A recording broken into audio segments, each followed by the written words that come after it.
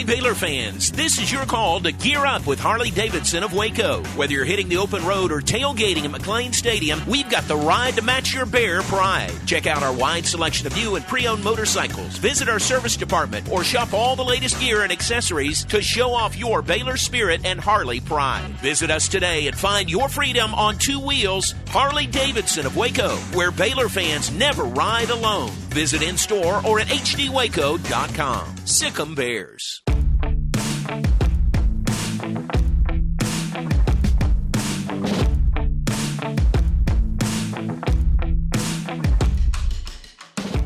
Hi, everybody, and welcome to this week's Sic Em Podcast presented by Harley-Davidson of Waco. Those Harleys, they move fast. They're big beasts referred to sometimes.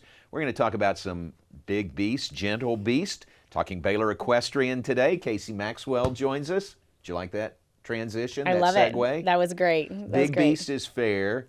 Gentle is, for the most part, very fair. Gentle. Yes, very gentle. We love your four-legged athletes. We do too. And we your do two-legged too. athletes. We like them all. Yes. Thanks for being with us. Thank you for having me. Moving through the spring here, and for you, let's go back. Let's do the Casie Maxwell story, life story. Okay. Okay. Born in Cincinnati and moved a lot. Moved a lot. Growing up. We did. Yeah. Okay, can you name all the places you lived growing up? Probably not without leaving somewhere out, but yeah, probably not. Okay. Landed in Texas in high school, Okay, and so Waxahachie. ended up in Waxahachie, went to A&M, was a student athlete there, fifth-year student coach. Before I moved to Manhattan, Kansas, started coaching, and so this is kind of a coming back. It's kind of a coming home because I was down in this area for, almost 8 years, and so it feels good to be back. How much in your background was horsemanship, horses? So great question. So I didn't grow up in a family that had grown up competing or riding horses. I mean, my mom had a rural background and had horses like recreationally, but I really was the kid who asked for a pony, and my dad will say it's downhill from there. You really were. So truly. So I tell everybody, when your daughter, when she's younger, asks for a pony, don't go down the rabbit hole because it doesn't end. But really, I mean, I got into it and got into kind of a 4-H ag type background and atmosphere, just being around like people and latched on to riding horses and had people around me who were competing who taught me well. My sister the same way. There's 4 of us. There's 2 boys. Never got into the horses. Okay. My sister and I went the path, and it became a family thing from there. My mom started training horses when they moved out to Atlanta after I had gone to college, and so it's become a bigger part of our family than it was when I started it, and so it's been really neat. Interesting. Did you go to A&M for equestrian? Yes, probably. Okay. I mean, if I look back and ask myself, a long time ago, the sport wasn't as big back then. It was really just coming to whenever I went to college. Loved A&M, knew I wanted to be down there around the tradition and stuff. So I think the team was truly like icing on the cake, and there was a reason I was supposed to be there. So, I got you. Very good. Did you become part of the team immediately at A&M, or did you kind of work into that? I did. Joined my freshman year. It was a little different when I started. There was very few people being recruited, like maybe 1 or 2 a year being recruited. Recruiting, there was not a budget for recruiting, and so, it was really kind of coaches cold calling the best athletes in the country and seeing who could land who. Pretty limited in terms of scholarships and things like that. And so really we all tried out. Wow. And I had a relationship with the coaches, went down there, being pretty hopeful, that I could make it on, but knowing I may not make it on either. And so we went through the tryout process. It was kind of traditional during my time there, and made it on the team and competed for 4 out of my 5 years, and then stayed that 5th year to student coach and learn from them. Nice. So. What did you major in?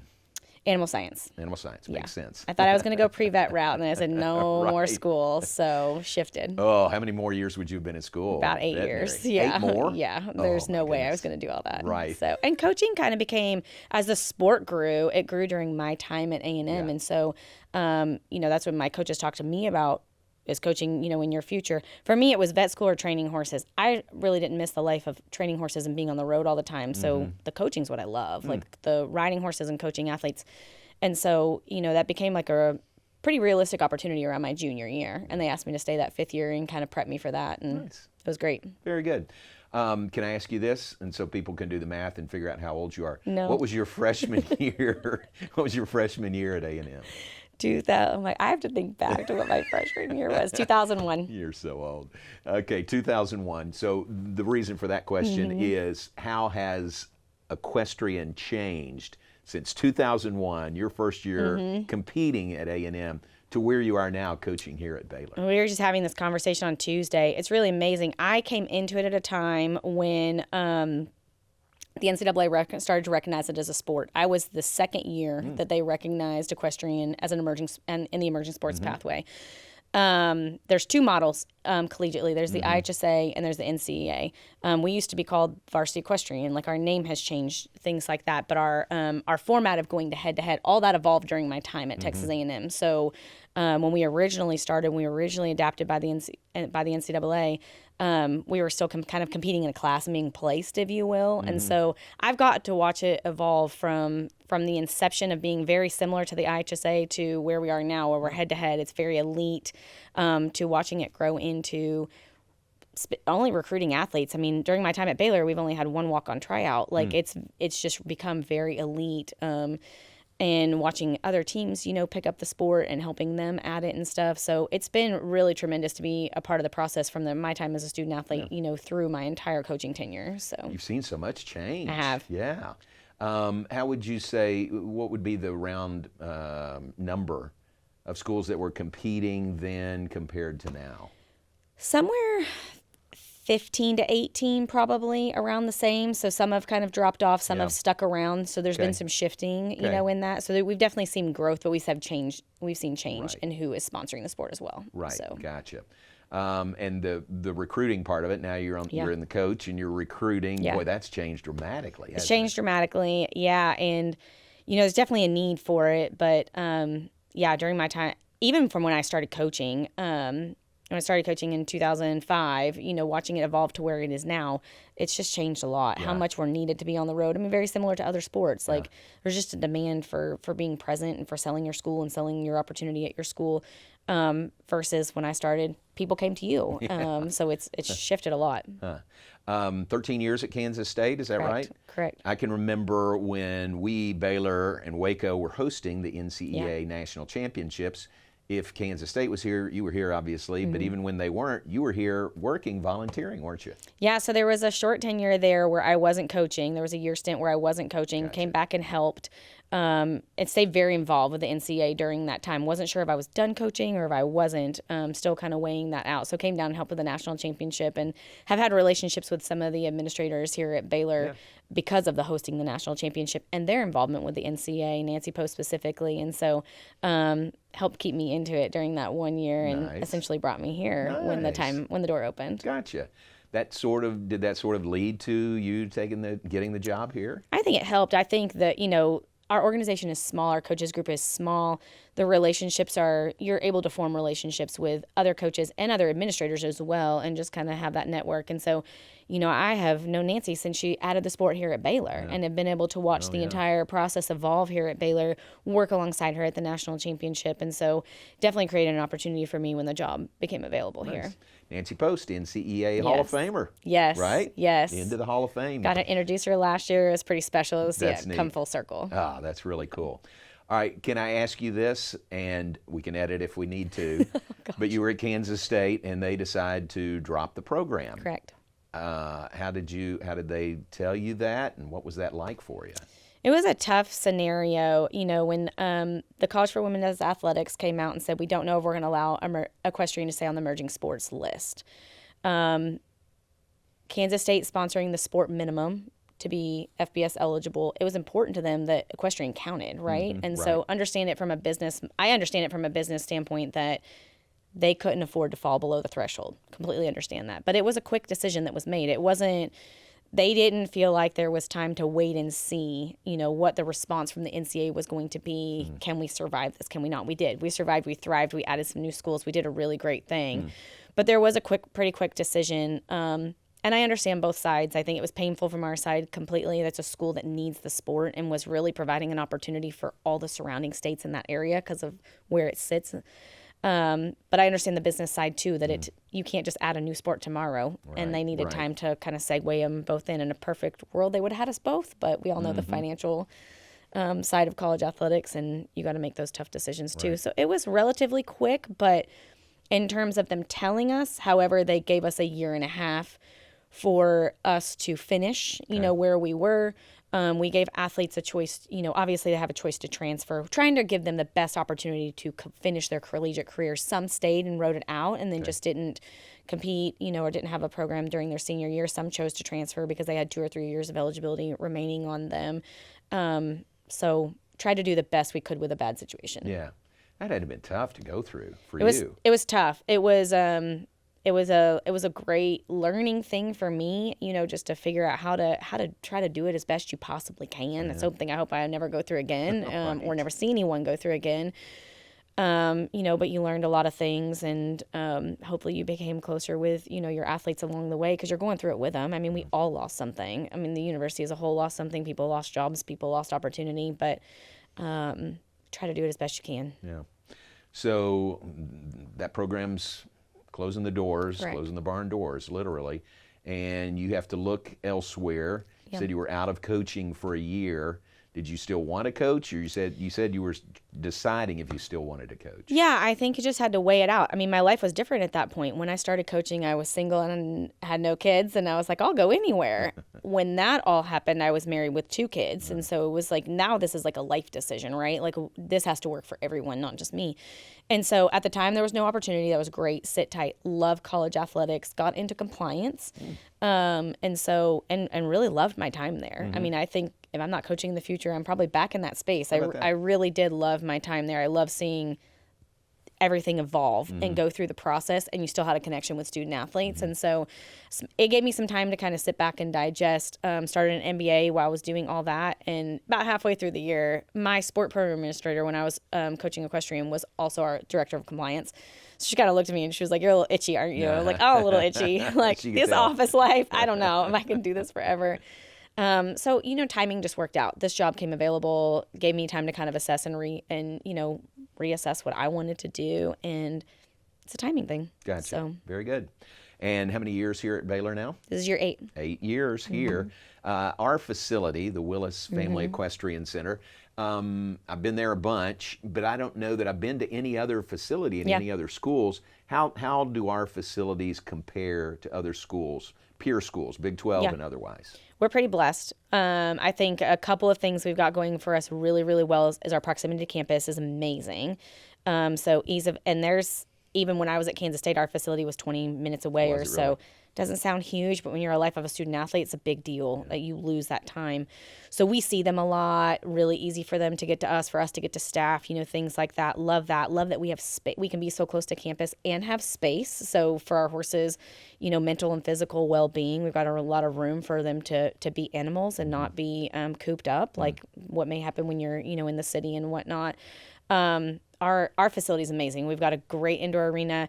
You know, if I could change anything, I'd cover the other one so that we're not rained out of it. I think, you know, this is going to be the first meet. We've got a meet coming up. This will be our first meet for the spring that we're getting to use the outdoor arena just because of rain. But, you know, that it happens. Right. There's only one facility in the country that has both of their arenas covered. And so, you know, we're sitting in a really great place. And so, you know, all we have to do, we have everything we need. Anything we do from here on out is an upgrade. Yeah, so. Very nice. Yeah. Trying to think, I don't know where the facility is at A&M. Is it out on the Loop? It is not beyond the Loop. It's out just past the vet school. It used to be almost where the dairy farm is, so they don't get all the way out to the Loop, but they're very close to campus as well. Gotcha. So very similar to our setup. That's good. So. That's a real plus, isn't it? It is. To be this close. It's a huge plus. And just, you don't realize how much ease it gives these student athletes until they're, you know, we try to tell them as recruits and they don't understand then because they think of their high school schedule. But when they get into this and the demand they have between going to class and going to treatment and, you know, trying to squeeze in a doctor's appointment, if we're close to them, we see them more. And it just takes some stress and burden off of them as well. Such a plus. Yeah. Tell us again, we've talked about this before, but tell our viewers and listeners, where do the horses come from? Most of them are donated, right? Most are donated. It'd be preferable that they're all donated and we own them, you know, just from a liability standpoint. But we do have several leases to the program. So, and we'll definitely take those in on a case-by-case and an as-needed basis. And so A lot of times those are coming from current or former student athletes. I lease a couple horses to the program. Ideally, someone would lease them for the entire year. We're always horses' best interest in mind. So whether they're getting donated, they go through a 30-day trial to make sure that they're a good fit for us, and we're a good fit for them as well. They're getting leased. If at any point that horse is unhappy in our program, we want to get them back. We can break that lease and get them back to a happy situation. And so trying to do what's best for them. But yeah, donate or lease are the options. Very good. What's the number? How many horses do you have at any given time? We're about 50 right now. Okay. 55 is our limit, really, of what we can house out there. Man, that's a bunch. It's a lot. It's a lot of 2- and 4-legged animals, like you mentioned, to feed and keep happy. But your girls, your 2-legged student athletes, they take care of taking care of the horses. They do. They do a lot of care for them. We do have a full-time barn staff that does the day-to-day feeding, cleaning, turning out blanketing, the core stuff. But the student athletes are incredibly involved. Every time that they're out there, they're helping with the extended care that, we doctor animals just like we doctor humans, and, taking care of them and maintaining them and grooming them and keeping them at their best. Like they take a lot of responsibility on that. Good. Back to your facility, we were talking about that. So you've got the indoor that is covered. It's not really indoor, but it's covered. Correct. Then the outdoor. So a covering out there would just be... It just let you go year round. Right? I mean, that's the thing. It would let you go year round. Right. So we, the only thing that could deter us is lightning, and there's a solution for that. There's a way to fix that too. But really, our biggest deterrent right now is just if it rains out there and it's holding water, we're just stuck kind of waiting. Inside, yeah, which just extends it, really doubles the time probably. It does. It's a double-edged sword. I will say it's probably hardest on us from a practice standpoint and just how it extends the day, and we kind of have to wait and take turns during certain events. Only one event can be in there. From a competition standpoint, my team really loves being in one arena. Oh, yeah? It does make the day about 2 hours longer, but there's a pro to them being able to watch every single student athlete compete instead of being split into 2 spaces. So I don't really complain on meet day. I just complain Monday through Friday when we're having to adjust the schedule. And they do as well. It's hard on them. The days go longer and whatnot. But in a perfect world, just being able to run 2 arenas year round would be great. You don't have to change schedules. You don't have to battle all that. So. And to be clear, you're not complaining. I brought it up. I asked not you complaining. about it. You're not complaining. Like I said, everything's an upgrade, but in a perfect world, you're since just you answering asked, my questions. Yeah. So that is good. Tremendous facility. We did host the NCEA National Championships here in Waco for 15 years. 15 years. That's what I was thinking. 14 technically. COVID didn't host, but it was a 15-year span that it was living here in Waco. And now to the, what's it called, the World Equestrian Center? World Equestrian Center in Ocala, Florida. Florida.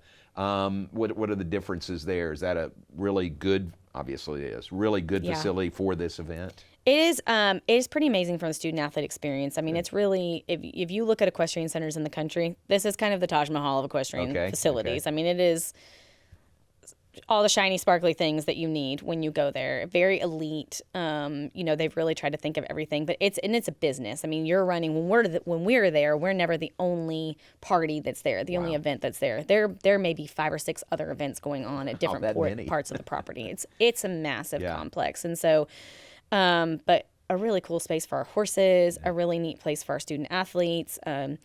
Great food for us. I think one of the biggest things is we get out of Waco. And that was probably the con for 15 years. While there's the convenience factor, absolutely, getting to leave and go have an experience at your national championship has been really pretty cool. Probably the biggest con is just the hardship of getting all the horses there. It's probably the biggest con of the whole situation.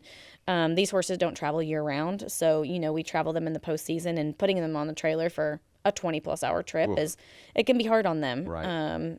Same as us. If we don't travel, it's hard on us. And so so that'd be my only downside, of the whole situation. How many, I know the competing schools probably all contribute, or maybe every school that has a program contributes. How many would you take horses from here? We would take 12. Okay. Basically, when we look at it, we try to fill a trailer. And so a semi-trailer can take 12 horses max. And so if you're going beyond that, then you're like, now I need to fill 2 semi-trailers. And so, we don't have 24 we could haul that far. So you're correct. The 8 teams that qualify, generally, pending proximity, are invited to bring horses in. At this point, Fresno State bringing 12 horses? They're not. Like, as I was going to say, at this point, the California schools don't bring horses in. truly for them, for it to be safe for their horses, they'd have to fly them. Yeah. And so just it's cost prohibitive, for that. And so, but most of us, the SEC schools, the Big 12 schools, the larger majority that are kind of in that area. And I mean, we're a 20-hour drive. So if you're drivable, they're invited to bring horses in. And it's pretty much the same. The schools that are bringing more are Georgia and Auburn, about a 5-hour drive for each of them. And so kind of like us when we were hosting here in Waco, we were taking about 20 horses over there because it's just easier for us to do so. They're stepping up and doing the same thing since it's closer for them. Very good. The two competing entities, NCEA and what's the other? IHSA. ASA. Would they ever get together? Would that ever happen? Never say never. Right. I think they both serve very different purposes, in my opinion. The IHSA is level-based, and so you have everything from beginner riders who have never been on a horse before and are going to start in a walk-trot program all the way up to the open level, which is equivalent to what we're doing. I gotcha. And you service 5 different levels about in between, depending if you're Western or jumping seat. And so it allows them to kind of advance in certain levels throughout their collegiate career. There's a need for that. I mean, there's so many people who want to ride in college and can't ride at this level. Right. And so I think there's a need for both. It'd be sad to see it dissolve into one, because I think that you would get rid of opportunities, for people to come and ride in college. Now, I don't think at the NCAA level, at the Division I level, we need to be, providing opportunities for beginner riders, if you compare it to other sports. And so, it's a difference between a lot of your club teams and your varsity teams and things like that, and the level that they're competing. There's a huge need in this country. There's so many. The other thing for the IHSA is they allow an opportunity for men to compete, which we don't have at the NCEA level right now. Correct. It's a women's only sport for us. And so, and there's a lot of men who compete in our industry. So once again, just providing an opportunity for them to be able to do what they love while they're getting a college degree as well. I gotcha. And you have seen your student athletes in your coaching, in your years coaching, go on, and some compete. How many compete professionally when they leave Baylor? Yeah, I mean, a solid handful that come out every year that go into the industry, that go back and are trainers and are working for people and things like that. We have some that are very successful that are running their own businesses now. Sam Schaefer, who was a Hall of Famer last year, is running her own business. So there's a handful of them out there. I'd say the larger majority are trying to get that good job to support their habit so they can continue being amateur and non-pro riders, as we call them, and continue competing in the industry, but not, living the lifestyle that they're on the road and doing this for a paycheck as well. So some do move on and compete, but others in related field, related to horses and horsemanship. Correct. Yeah. Very good. This year's team for you, you got a lot of seniors on this team, don't you? How nice is that? It's a big change. I was looking through the stats. We're about to do senior day. Last year we honored 5 seniors, and this year we're 16. And it's like, wow, this is a big group. This is a big group. And there's some mix in that. We got 2 that are graduating a year early, and then we've got some 5th years in there. So that's kind of what's made the class so big. But it's a big chunk of the team that's graduating. It really is. So that's if you've had 16 of these girls for 4 years, some of them 5 years, it's tough to see them go. It is. This has been a really cool group. Our team dynamic this year is just absolutely amazing. If I could have this dynamic every year, I would love this. And so hard to see them go. Definitely hard to see them go. What is it that makes it such a good team dynamic this year? It's them. It's been a lot of hard work and, hard conversations, things you have to deal with when you're in college. You just have... You hope you recruit that way. You hope you recruit people who are going to come in and really want to work together. And you don't always, you don't. We're a large team. We have 61 people on our roster. They don't always get along. We don't need them to be best friends. Their communication is pretty amazing, and working through hard things, being willing to have hard conversations with each other, getting to wanting a similar goal, and being on the same page with that. It's what every coach's, goal is for their team, what their dream is for their team. And I think over some previous years, just going through COVID, just going through things that everybody went through, there's just some bumps in the road with that. And so we're kind of finally away from all of that and, letting everyone breathe and really just be able to experience being a student athlete. And they've just really enjoyed it. They've jumped right in. They're great with us. They're great with each other. Couldn't ask any more of them. Great. 61 student athletes. You're the second largest sport, right, behind football? Correct. You have more. Yeah, you have more than Accra. Yeah, she's about 50, 55. Yeah, right in but there. you're the second highest. That's a big number. Yeah, the two of us together are offset football. So yeah, that's true. Yeah, and that is kind of the world Yes. of college athletics is the Title IX and those numbers. Yes. And you are a big part of that with Equestrian. Yeah, it's important. I mean, our numbers have come down a little bit since I've been here, which is helpful. I only say that I don't mind having a large number of student athletes. When we have live equipment, we have to balance it with that. So that's hard. If you don't have enough equipment to provide opportunity for your student athletes, then it starts to cause some frustration. So 60 is a much more manageable number that we can really try to prepare everybody at a high level. Yeah, I like that term, live equipment. Yes, live equipment. I'll use that. I'll You can repeat use that that. from you. Well, blessings on you the rest of the spring. Good luck. Thank Hope you. you take a great group to Ocala for Thank the you. national championships. And thanks for being with us. Thank you for having me. Thanks to Casie Maxwell, Baylor Equestrian coach, with us on the Sic Em Podcast.